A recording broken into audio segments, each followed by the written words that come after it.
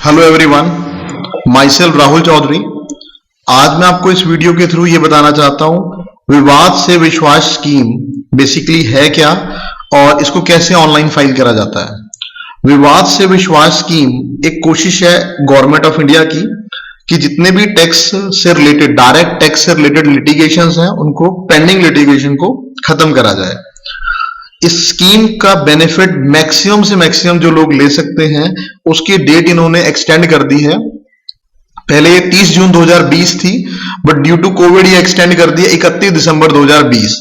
तो 31 दिसंबर 2020 से पहले आपको इसको अप्लाई करना पड़ेगा और कंफर्म होगा। उसके बाद आपके पास टाइम मिलेगा, आप 3 महीने तक इसको टैक्स पे कर सकते हैं। 31 मतलब मार्च 2021 तक आप टैक्स पे कर सकते हैं। उसके बाद भी कर सकते हैं बट थोड़ा अमाउंट ज्यादा पे करना पड़ेगा आपको।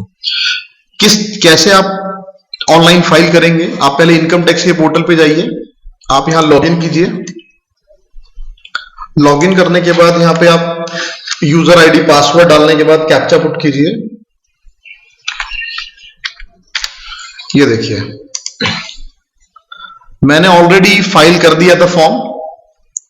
मैं यहां पे यहां जाओगे, यहां पे आप जाओगे प्रिपेयर एंड सबमिट विवाद से विश्वास स्कीम फॉर्म।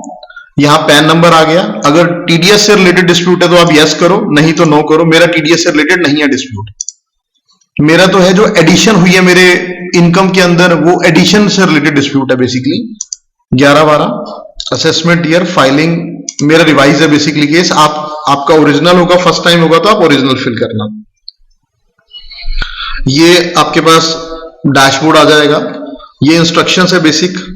पार्ट ए में पहले जाइए आप। पार्ट ए में आप देखिए यहां पे डिटेल लिखी हुई है।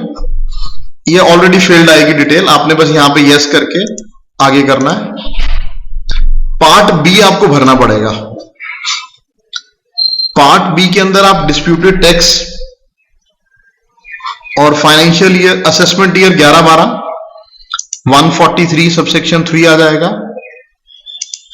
यहां पे ऑर्डर की कॉपी पे आप देखोगे वहां लिखा होगा 143 subsection 3 read with 147 read with 147। आगे कीजिए assessing officer, date on which order passed, ये डेट आ गई। क्या सर्च हुई है? तो मेरे केस में नहीं हुई।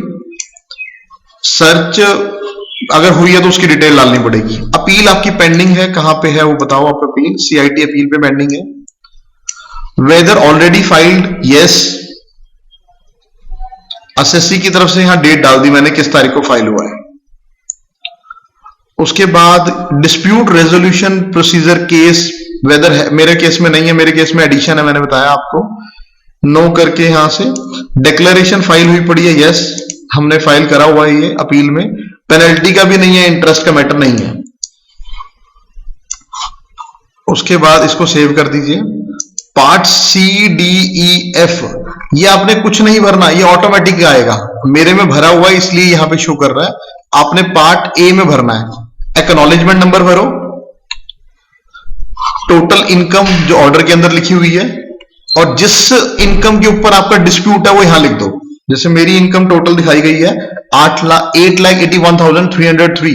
डिस्प्यूटेड अमाउंट ये है मेरा।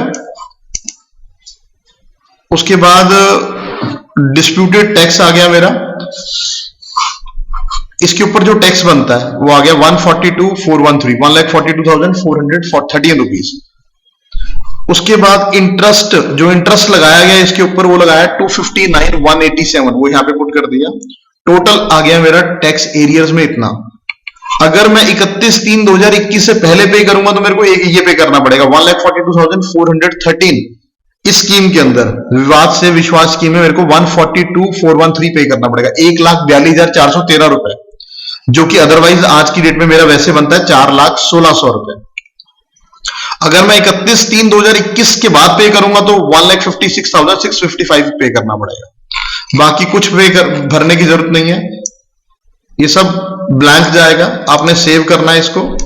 सेव करने के बाद आप जब ये ए शेड्यूल भरोगे तो आप ये अपने आप ऑटोमेटिकली आपकी फिगर्स आ जाएंगी और ये बता देगा आपको ये पे करना है अमाउंट। उसके बाद आपको कुछ नहीं भरना, ना बी भरना है, ना आपने सी भरना है, ना आपने फॉर्म डी भरना है, क्योंकि ये उनके लिए जिनका अनएब्जॉर्ब डेप्रिसिएशन, अनएब्जॉर्ब लॉसेस या कोई आपका टीडीएस से रिलेटेड डिस्प्यूट है, वो चीजें हैं इसमें। उसके बाद आप वेरिफिकेशन में जाओ, आप यहां डिटेल फिल करो और फॉर्म 2 पे जाओ। यहां पे सारा कुछ करने के बाद, ये फिल करने के बाद आप इसको बस यहां अगर जब सबमिट करोगे ना, तो ये सबमिट लेगा नहीं, चाहे आप इंडिविजुअल हो, चाहे कंपनी हो, चाहे फर्म हो, आपको डिजिटल सिग्नेचर बनवाने पड़ेंगे। डिजिटल सिग्नेचर बनाओगे, वो फाइल अपलोड करोगे तो सबमिट होगा। मतलब आपको डिजिटल सिग्नेचर बनाने पड़ेंगे तो ही आप सबमिट कर सकते हो, अदरवाइज नहीं। वो साइन करके सबमिट हो जाएगा आपका फॉर्म। मेरे केस में इतना ही है। मेरे केस में एडिशन मेन मेरा जो फॉर्म बताने का था वो आपको शेड्यूल ए है, बिकॉज बहुत सारी गलतियां लोग कर रहे हैं इसके अंदर। शेड्यूल ए भरना है आपने, इसी के अंदर डिटेल देनी है आपने, जो automatically part C D E F के अंदर रिफ्लेक्ट कर जाएगा। अगर आपने टैक्स से रिलेटेड ऑलरेडी कोई पेमेंट कर दिया तो यहां यस करके आप उसमें BSR code, date of payment, serial number, challan amount डाल के आप भर सकते हैं। बस ये वेरिफिकेशन और ये फॉर्म 2 में जाके आप बस फॉर्म 1 एंड 2 ही बेसिकली फिल करने हैं हमने, ये करके आप सबमिट कर सकते हैं बेसिकली। आई होप आपको ये थोड़ा पता लग गया होगा कि किस तरह से फॉर्म फाइल फिल करना है हमने। आप ऑर्डर की कॉपी और अपनी फाइल, अपनी प्रोफाइल सारा अपने साथ रखिए, उसके बाद ये फॉर्म भरने की कोशिश कीजिए आप। ठीक है, that's it for today. Thank you ji.